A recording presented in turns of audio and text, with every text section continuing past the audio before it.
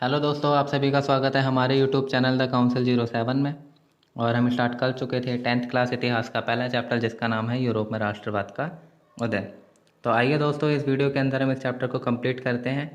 और इस चैप्टर से जुड़े हुए दूसरी वीडियोज़ जो हैं उनका लिंक हमने डिस्क्रिप्शन बॉक्स में दिया है, तो आप उन वीडियोज़ को वहाँ से जाके देख सकते हैं। तो चलिए आगे चलते हैं। हमारे सामने है जर्मनी और इटली का निर्माण। 1848 के बाद यूरोप में राष्ट्रवाद का जनतंत्र और क्रांति से अलगाव होने लगा और जर्मनी और इटली एकीकृत होकर राष्ट्र राज्य बनी। प्रशा ने राष्ट्रीय एकीकरण के आंदोलन का नेतृत्व संभाल लिया। उसका प्रमुख मंत्री ओटो वन बिस्मार्क था, जो इस प्रक्रिया का जनक था, जिसने प्रशा की सेना और नौकरशाही की मदद ली। 7 वर्ष के दौरान ऑस्ट्रिया, डेनमार्क और फ्रांस से 3 युद्धों में प्रशा को जीत हुई और एकीकरण की प्रक्रिया पूरी हुई। जनवरी 1871 में वर्साई में हुए एक समारोह में प्रशा के राजा विलियम प्रथम को जर्मनी का सम्राट घोषित किया गया। जर्मनी में राष्ट्र निर्माण का कार्य प्रशा राज्य की शक्ति के प्रभुत्व का प्रमाण था। नए राज्य ने जर्मनी की मुद्रा, बैंकिंग और कानूनी तथा न्यायिक व्यवस्थाओं के आधुनिकीकरण पर काफ़ी जोर दिया और प्रशा द्वारा उठाए गए कदम और उसकी कार्रवाई बाकी जर्मनी के लिए प्राय एक मॉडल बना। और अब हम आगे चलते हैं। हमारे सामने है इटली का निर्माण। जर्मनी की तरह इटली भी राजनीतिक विखंडन का एक लंबा इतिहास था। इटली अनेक वंशानुगत राज्यों तथा बहुराष्ट्रीय हैब्सबर्ग साम्राज्यों में बिखरा हुआ था। 19वीं सदी के मध्य में इटली 7 राज्यों में बटा हुआ था, जिनमें से केवल एक सार्डिनिया पिडमोंट में एक इतालवी राजघराने का शासन था। उत्तरी भाग ऑस्ट्रियाई हैब्सबर्गों के अधीन था। मध्य इलाकों पर पोप का शासन था और दक्षिणी क्षेत्र स्पेन के बुर्बो राजाओं के अधीन था।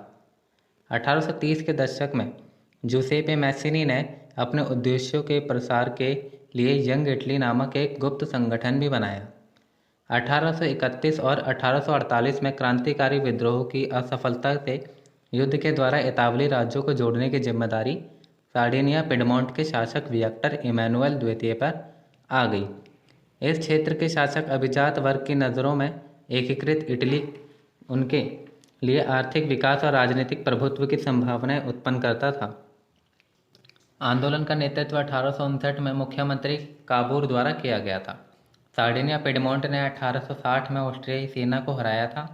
उन्होंने दक्षिण इटली और 2 सिसिलियों के साम्राज्य में प्रवेश किया और जीतने में सफल रहे।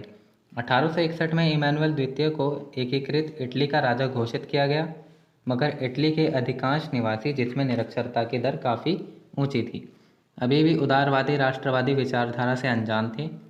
दक्षिणी इटली में जिन साधारण किसानों ने गैरीबोल्डी का समर्थन किया था, उन्होंने इटालिया के बारे में कभी सुना ही नहीं था और वे मानते थे कि ला टालिया विक्टर इमैनुएल की पत्नी थी।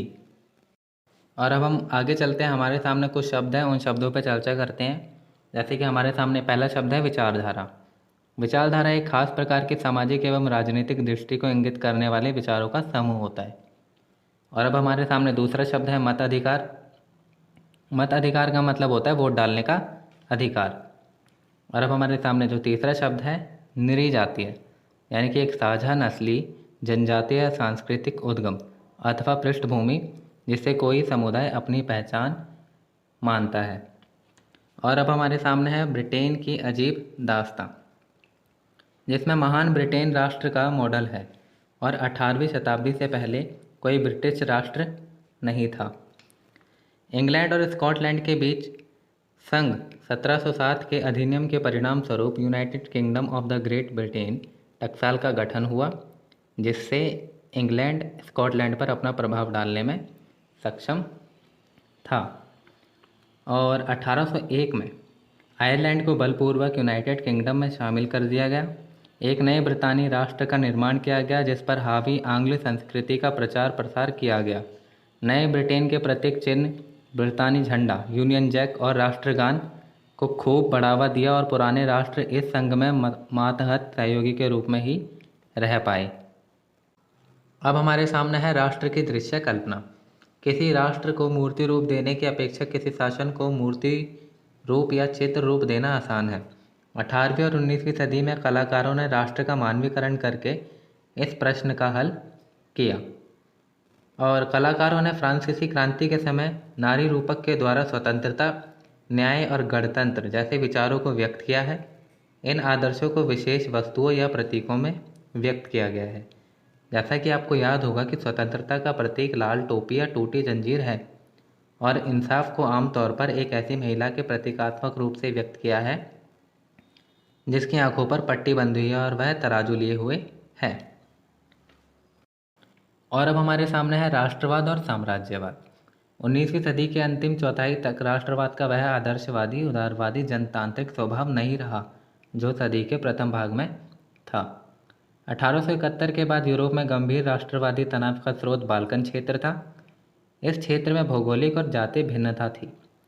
इसमें आधुनिक रोमानिया, बुल्गारिया, अल्बेनिया, यूनान, Macedonia, Croatia, Bosnia Herzegovina, Slovenia, Serbia और मोंटेनिग्रो शामिल थी।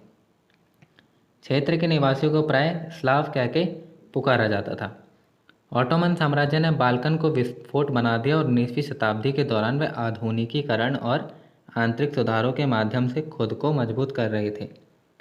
विभिन्न संघर्षों के कारण बाल्कन तीव्र संघर्ष के क्षेत्र में बन गए और इस अवधि के दौरान व्यापार और उपनिवेशों के साथ साथ नौसेना और सैन्य पर यूरोपीय शक्तियों के बीच तीव्र प्रतिद्वंद्विता जो इस क्षेत्र की एक श्रृंखला का नेतृत्व कर सकती थी और अंत में पहला विश्व युद्ध हुआ। 1914 में साम्राज्यवाद राष्ट्रवाद के कारण नष्ट हो गया। साम्राज्यवाद के साथ गठबंधन किया। साम्राज्यवाद विरोधी आंदोलनों का विकास हुआ, लेकिन वे सभी स्वतंत्र राष्ट्र राज्य बनाने के लिए संघर्ष करते रहे। लेकिन राष्ट्र राज्यों के विचार को प्राकृतिक और सार्वभौमिक के रूप में स्वीकार किया गया। ये चैप्टर 10th क्लास हिस्ट्री का जो है कंप्लीट हो गया, यूरोप में राष्ट्रवाद। और दोस्तों, अगर आपको किसी और चैप्टर पे वीडियो चाहिए तो मुझे कमेंट करके ज़रूर बताएं। मेरी वीडियो को लाइक करें, चैनल सब्सक्राइब करें और शेयर करना ना भूलें।